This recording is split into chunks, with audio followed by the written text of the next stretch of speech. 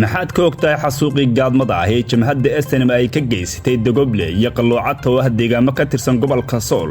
sanadkii 1991 kaasi oo ay isku meel ku dishay 80 oday dhaqameed laba maalmood oo isxigta dhammaan dadkaasi birmageydada waxay ahaayeen beesha dhulbaante oo xilligan ay maamulka xagjirka ee Soomaaliland ku duqeynayo magaaladoodii Laascaanood jamhaddii SNM ayaa xasuuqan geystay waxaana hogaaminayay Maxamed Kaahin oo hadda ah wasiirka arrimaha gudaha Soomaaliland qaybta ugu weyn ka ah dagaalka ka socda magaalada Laascaanood ee gobolka Sool Dagoble iyo Qalloocad waxay ahaayeen laba goobood oo lagu laayay dad fara badan oo ay leysay jamhaddii SNM oo hogaaminayay Maxamed Kaahin taariikhdu markay ahayd 12 iyo 13 bishii saddexaad ee sanadkii 1991 dadkaasi waxaa loo laayay si khiyaamo ah oo aanay filanin kadib markii isla sanadka shir xabad joojin oo ka dhacay tuulada Og oo ay labada qabiil heshiis nabadeed ku gaareen ayna kala saxiideen waxgaradka beesha dhulbaanta iyo jamhadda SNM ee beesha Isaaq iyadoo lagu heshiiyay in marka hore la joojiyo dagaalada waaweyn ay ka qayb qaadanayaan teknikada iyo jamhadaha labada qabiil dadka reer guuraagana lagu wacyigeliyo xabad joojin loona sheegay in aanay jireen dagaal waaweyn oo labada dhinac ka qayb qaadanayaan inta heshiiska weyn la isugu imaanayo la fuliyo xabad joojinta lana joojiyo dagaalada socda sidaas ayaa waxgaradka dhulbaanta ku hirgeliyeen heshiiskii la gaaray shacabkoodii ku wacyigeliyeen mid miyi iyo mid magaalo waxayna fuliyeen heshiiskii lagu gaaray tuulada Og balse jamhaddii SNM ayaa ka baxday heshiiskaasi oo ay wadan lahayd in warmaqabta lagu laayo beesha dhulbaanta laguna gaado heshiiskan mishinka ee SNM waxay markiiba shir degdeg ku galeen magaalada Berbera waxayna tala ku gaareen oo isla qaateen in aan dhulbaanta wax weyn gaarin intii dagaaladu socdeen ayna bad qabaan ayna tahay in aan heshiisku sidaa ku socon karin lagana aarsado gaar ahaan qaybta nugaaleed lagana faa'iideysta fursadan xabad joojinta ee dagaalka gaadmada dagaal gaadmo oo ay soo qaadeen ayay ku xasuuqeen dad tiro badan oo reer guuraa nabad u leyrsanaya ahaa dadkii ay xasuuqeen aan liiskooda helnay ayaa ahaa 80 nin oo birmageyda ah waxayna magacyadoodu ahaayeen intaan helay Allah u naxariistee 1 Cawad Jaamac Axmed 2 Ismaaciil Aadan Cabdi 3 Jaamac Dheeg Aadan 4 Xaashi Cilmi Cali 5 Cali Cabdi Warfaa 6 Maxamed Cabdi Warfaa 7 Maxamed Faarax Maxamed Dhunkaal 8 Maxamed Xasan Jibriil 9 Axmed Aw Xasan Qoraaxa 10 Faarax Cabdi Ducaale 11 Ismaaciil Cawil Cali Boobe 12 Faarax Xasan Cabdi 13 Siciid Cabdi Xirsi Oogle 14 Xuseen Ismaaciil Cawad 15 Cawil Cige Cawad 16 Jaamac Cawad Jaamac 17 Daahir Faarax Cabdi 18 Yaasiin Maxamuud Cilmi Jiinde 19 Maxamuud Warsame Hawir 20 Gucure Cali Mire Hawir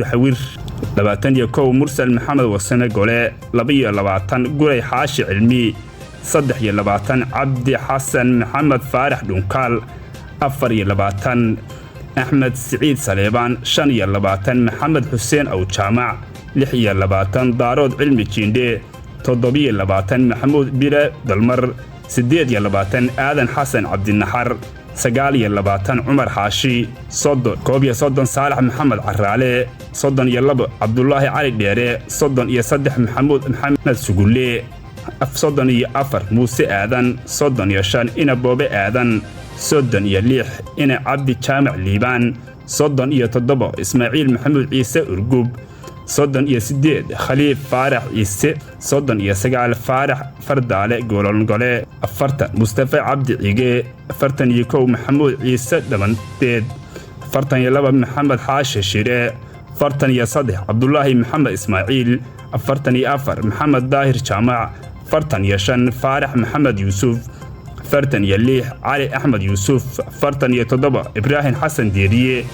48 Cabdiqaadir Cali Saalax 49 Ina Yaasiin Maxamuud Dhagarweyne 50 Cabdullaahi Axmed Cali Buraale Cabdi 51 Cabdi Cabdiile Faarax 52 Axmed Awbakax 53 Ina Cabdullaahi Bowkax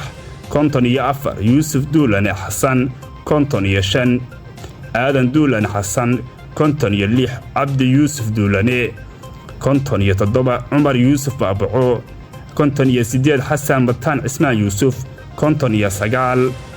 Cabdi Axmed Food Cadde 60 Ibraahim Axmed Food Macadde 61 Cali Xidig Xuseen 62 Axmed Yuusuf Duulane 63 xidig jaamac duulane 64 yuusuf axmed faarax raan 65 maxamed muuse aw xasan 66 maxamed warsame barre 67 maxamed warsame jimcaale 68 jaamac maxamed cabdi 69 cali xasan waraabe 70 nuur maxamed cali 71 halac jaamac barre 72 cabdulaahi oogle 73 ismaaciil maxamed saalax 74 siciid aadan ducaale 75 maxamuud jaamac guuleed 76 maxamed xirsi 77 iidle cabdi cabdalle 78 aadan baaruud xirsi 79 shiine jaamac warsame 80 faruur jaamac dalmar 80kaas nin ee aan waxba galabsan ayaa laba goobood lagu laayay 2 maalmood ayagoon warla ah nabad weyn u jeefa fulinayana heshiiskii la gaaray ee lagu joojinayay dagaaladii labada qabiil inta aan helay magacyadooda waana taariikh qoran xasuuqaasi ay geysatay jamhadda SNM oo hogaaminayay maxamed kaahin cabdi wasiirka arrimaha gudaha ee maamulka Soomaaliland xilligan